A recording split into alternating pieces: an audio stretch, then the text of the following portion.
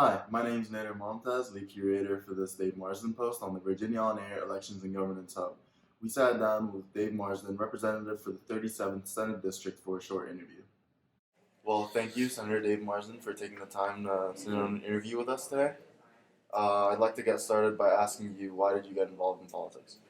Well, I got involved kind of late in life. I retired as the superintendent of Fairfax County's Juvenile Detention Center, and but I had been president of the Virginia Juvenile Justice Association and established a relationship with Delegate Jim Dillard, a Republican in Fairfax County, and at my retirement party, he asked me to run his campaign. He had just lost his campaign manager, so I ran his reelection campaign in 1999.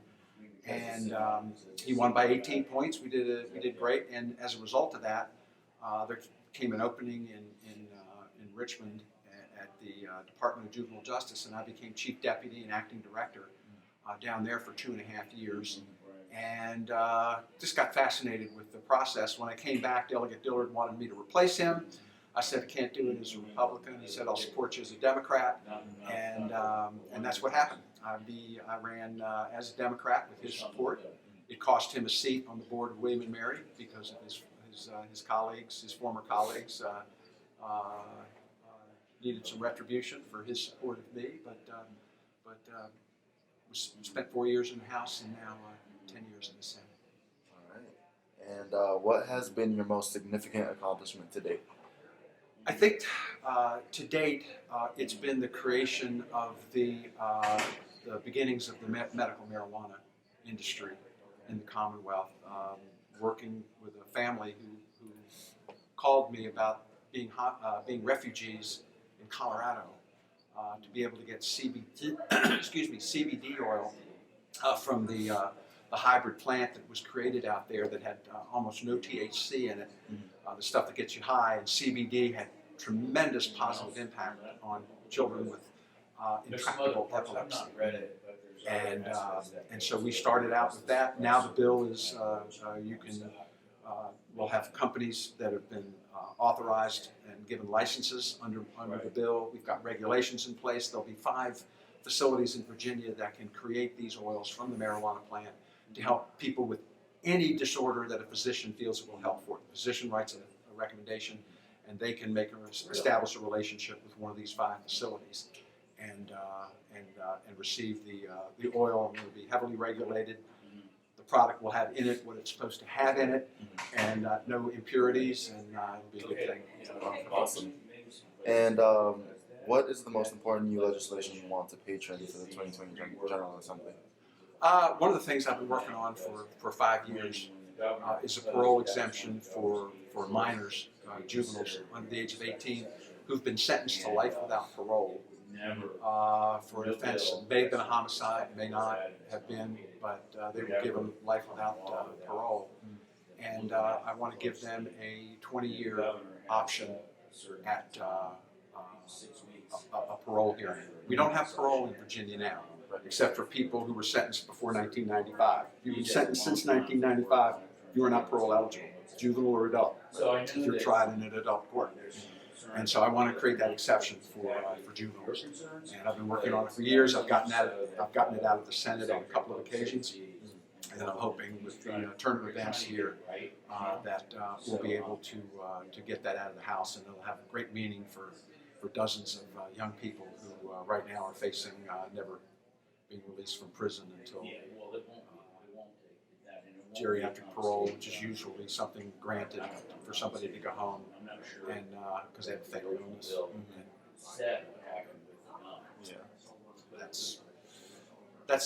That's probably my number one priority this year. Right. And what is the question you're most frequently asked, and how do you reply to that question? Oh, wow. People have such diverse interests. I don't know that there is a most frequently asked question that we have. I think it depends on the year. You will get questions like last year. Everything was about redistricting, which is the subject of the conference we've been at today. And but other years it's been other things. So it kind of depends on the year, and that's what you get most of your questions about. Gun control is going to be playing a big role coming up. You saw what happened in the Virginia elections this year, so that will be a big issue that people are already contacting me about with their views. And I'm hearing from a lot of conservatives on, hey, I'm fine with background checks. I'm a little worried about red flag laws because I don't know that there's enough due process in it if you're going to take somebody's guns away because they're presenting themselves as a danger to the community with their threats and their behavior. So that's so far been a big issue. That and some of the voting related issues are becoming very big this year, including a national popular vote. Right. And what would you recommend to students about wanting to get more engaged with the democratic process? With the democratic process is get involved with your local committee. Get involved in working on campaigns. Right. But at the same time, don't get involved saying, I want to be a state senator or a U.S. senator or a congressman or a delegate or governor or whatever. Learn how to do something. Learn your profession. Be a doctor, be a lawyer, be whatever it is, so that when you get elected to office, you have something to offer. Because what you have in a legislature is people from all walks of life, all kinds of skills, and we all learn from each other. And if it used to be that the legislature was all small-town lawyers, small-town lawyers in Virginia. That's the way the system sort of worked. And today, we're actually running a little short of attorneys because we have teachers and business owners and people who've worked in the labor movement. All kinds of folks are in the legislature, so we're now getting a better balance. More women, more minorities, and we're starting to see that the legislature can look like the Commonwealth of Virginia. And if it looks like the Commonwealth of Virginia, chances are it's going to be acting in all of Virginia's best interest. Right. And what are your thoughts on how to address the redistricting issue? The redistricting issue, I think the die is cast. We have passed this constitutional amendment. I don't think it was the best way to go, but there was a lot of political pressure to get something done. People would have been beside themselves had we not gotten something done last year. The House couldn't do it. The Senate is bipartisan enough so that we were able to work with other senators, and basically, even though we were in the minority in the Senate, Senator Sasloff, Senator Barker, put that bill together that they could get Republicans to agree on. People wanted some action. They got it. Is it perfect? No. Could it have been better? Yes. Had we had more time, could we have done better? Yes. But that's not what people wanted. They wanted action now. And I only hope that the Supreme Court, if they end up having to be the arbiter of what our districts are, will abide by the spirit of that law and not their previous partisan interests, and that we will get a good map. Hopefully, it'll be a question of choosing from several different maps as opposed to having to go out and start all over again. Right. Well, that concludes all my questions, but do you have anything else to add to our viewers or residents of Virginia or your constituents or anyone? Well, the future starts with you all, people who are in college today. It is such a different world than when I was in high school and in college. I grew up under in segregation. It wasn't until my senior year in high school that we desegregated schools here in Fairfax County.